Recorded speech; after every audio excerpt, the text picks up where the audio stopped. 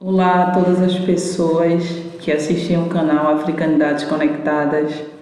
Eu sou Graziela Queiroz, estudante de doutorado em História pela Universidade Federal de Pernambuco. Sou orientanda do professor José Bento Rosa da Silva e estou aqui em Angola desde maio deste ano, a partir de uma bolsa de doutorado sanduíche pela CAPES. Hoje eu vim aqui contar um pouco a minha experiência, rapidamente, a partir de algo que eu acho que possa ser útil. Eu tinha várias coisas para falar, mas aí pensando no tempo do vídeo, na pegada das coisas aqui, eu vou tentar ser breve. Então eu escolhi algum aspecto que me chamou a atenção já no ano passado, quando eu vim aqui pela primeira vez. Passei um mês. E agora eu continuo pensando esse pensamento, só que de outra forma. Então, no segundo dia que eu estive aqui, eu escrevi algo como: onde todos são negros, eu finalmente sou humana e não preciso falar de racismo todos os dias. E aí, a partir do momento que os dias se passam e que eu vivi e vivo mais Angola, não somente aqui onde eu estou, que é a capital Luanda, mas também em outras províncias, o que no Brasil chamaríamos de estado, como Zaire, Kwanza Norte, Uíge, Uila, Namibe, isso quer dizer norte a sul de Angola.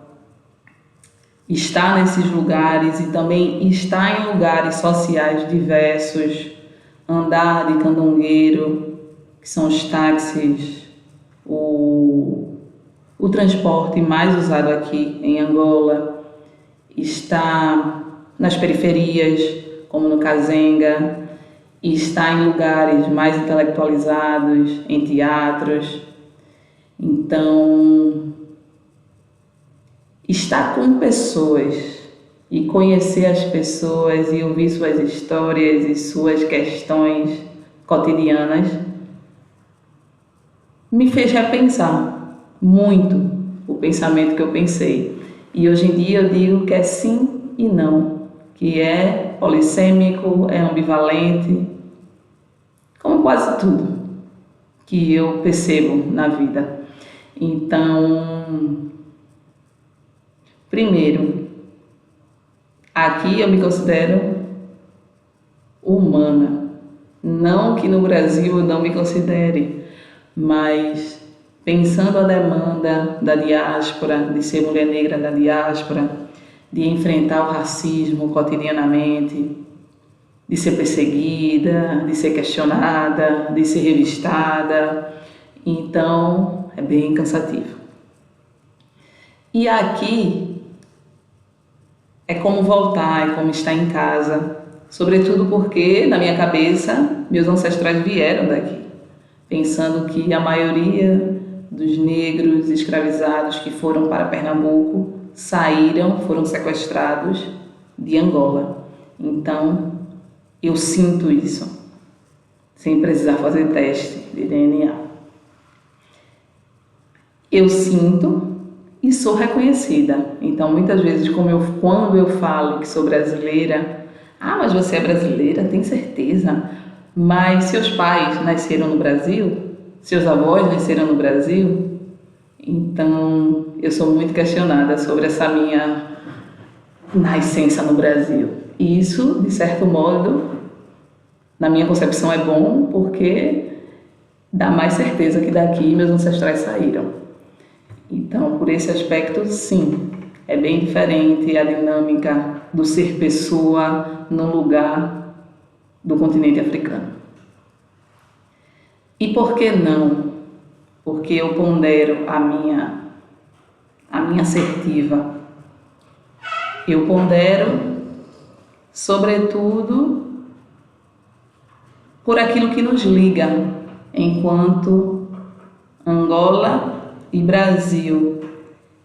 E o que nos liga é a invasão portuguesa, é o resquício colonial mental que está nas relações, que está na cotidianidade, que está nas hierarquias.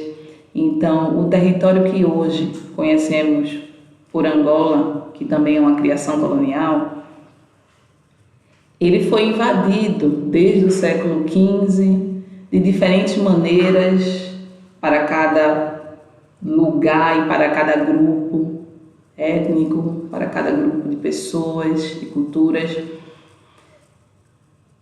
Entretanto, esteve aqui desde o século XV, perpassou até o século XX, criou-se várias narrativas raciais, hierárquicas e de poder. E Angola tem a independência em 1975, passa por uma guerra civil até 2002, e tudo isso, no presente, me vem como rastros de situações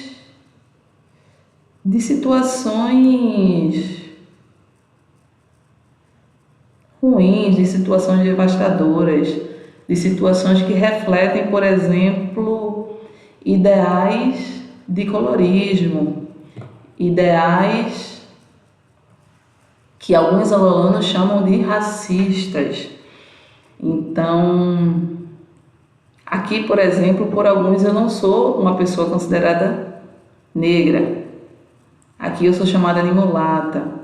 Então, há uma crença criada historicamente de que pessoas com o meu tom de pele aqui têm dinheiro ou são tratados de diferentes formas ou ocupam diferentes cargos, mas não é só uma crença, é algo que se vê na cotidianidade. Há também a questão, por exemplo, de cabelos, do uso exacerbado de lace, uso exacerbado de trança, que é algo também que se vê no Brasil. É como se mulheres negras podem usar qualquer cabelo, menos o próprio, que para mim me parece um trauma que nos liga. Inclusive agora eu estou com outro cabelo e não o meu. Outra coisa, os ideais cristãos, que são muito visíveis e fortes, apesar de que, se eu for numa igreja católica ou evangélica aqui, eu vejo a africanidade. Então, também é uma coisa que nos liga, o sincretismo religioso. E aí eu fico pensando que vim para cá querendo encontrar uma resposta fechada ou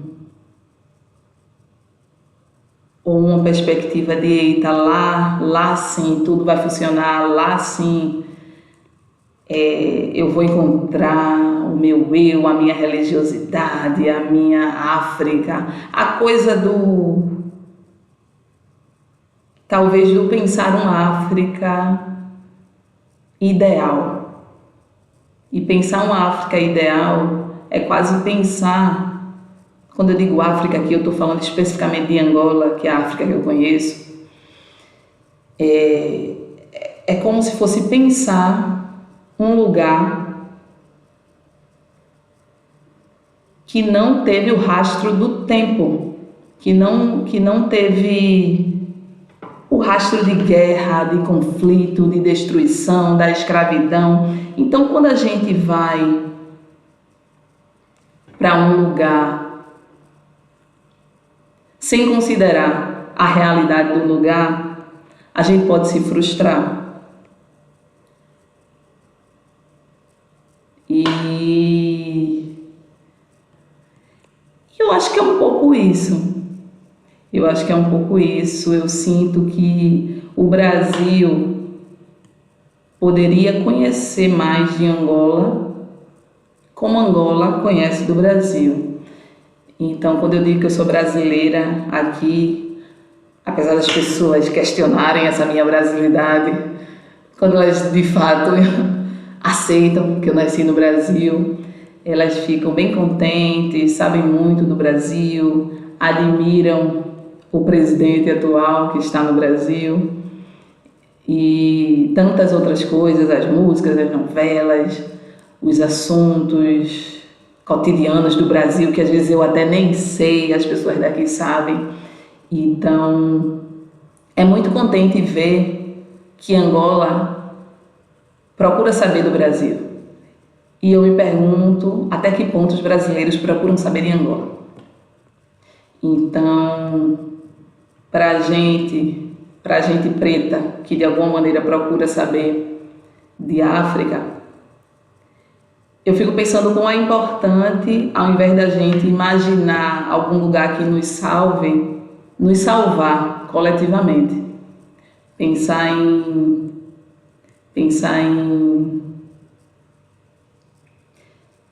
mecanismos que nos unam de fato. E quando eu faço essas minhas considerações sobre colonialidade, hierarquias e questões muito específicas que inclusive nos unem enquanto Angola e Brasil, porque eu percebo que as problemáticas são muito parecidas: corrupção, fome, desemprego, desigualdade social. Entretanto, os níveis, considerando a história de cada lugar, são em níveis diferentes. Então, eu fico pensando que quando a gente venha para cá, a gente venha com um olhar mais possível para ver a realidade, mais aberto para ver a realidade e não se concentrar em lugares específicos. Porque se você vem para cá, passa poucos dias em lugares específicos, em lugares elitizados ou em lugares intelectualizados apenas, não tem como perceber. Não tem como perceber. É como ir para Recife e ficar em Boa Viagem e achar que Recife é Boa Viagem. Então, o que eu tenho para dizer e para sugerir é que quem venha, viva e sinta o que as pessoas têm a lhe oferecer, a fazer essa troca. Porque o melhor de cada lugar eu sinto que são as pessoas. E a partir delas é que eu aprendo e mudo de opiniões e tenho concepções que às vezes eu não tinha. Então, eu lembro de quando eu estava no Kazenga e um colega disse que conheceu várias pessoas que estudam Angola e dizia que muitas delas vêm para Angola, vivem um momento em Angola, mas não conhecem Angola. E ele dizia: África para vocês é conhecimento, para nós é experiência de vida. Então, eu acho que na diáspora, a África é para nós experiência de vida. E eu acho que quando a gente está no continente africano, a África também precisa ser experiência de vida, para que a gente não volte para a diáspora inventando novamente uma África mítica, que não tem as suas peculiaridades e que não precisa resolver tantas problemáticas que se tem, igualmente como se tem no Brasil. Então eu continuo acreditando que é importante que as pessoas negras da diáspora que consigam vir vir a algum país do continente africano, venham, mas que venham. E venham esperando por uma África real, que está no mesmo tempo que o Brasil está. É isso. Espero que de alguma forma esse vídeo possa ter contribuído para as pessoas que assistem. Um abraço.